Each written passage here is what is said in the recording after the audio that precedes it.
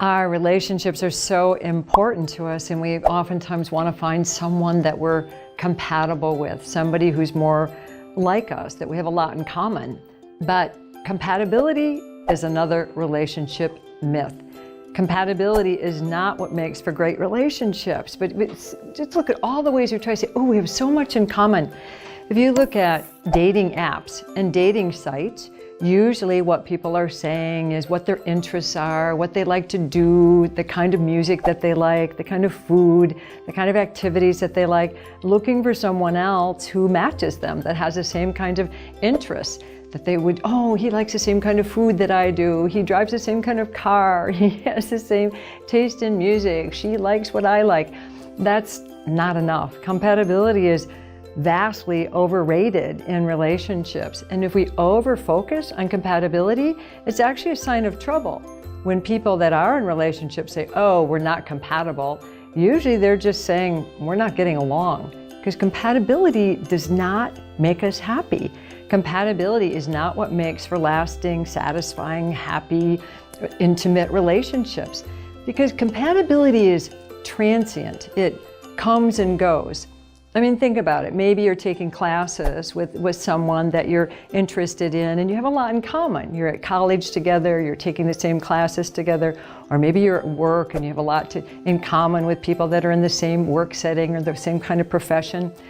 But that feels like it's familiar and comfortable at that time, but life changes. You might get another job, you might graduate from school, you might move to another place, and all of a sudden what you had in common, you don't anymore. And that's not what really makes for great relationships. So compatibility is not worth bothering about to the degree that we do.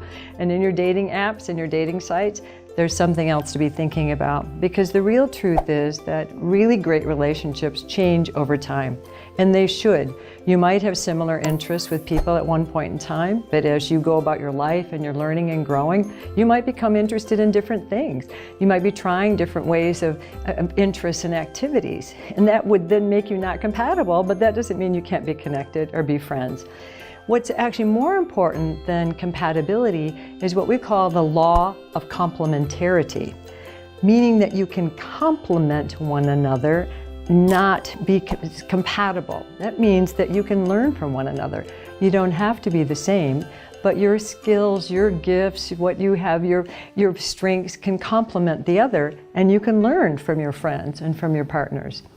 For me, I was much shyer.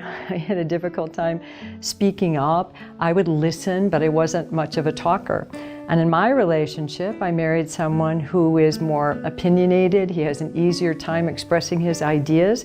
And I've learned how to be more forthright in my speaking. I've learned how to express my opinions. I've learned how to challenge more rather than just to listen. And he's learned to listen more from my example. We complement each other, yet ideally it's learning from one another so we can have the skills of one another.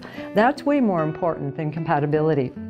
But what is important, it's not common interests, it's not just sharing things at the same time. What really is important are common values, not common interests. Having this similar values and the sense of meaning in your life. What matters to you? What is your life about? What are your values? Do you value integrity or truth or service or honesty? Those things matter.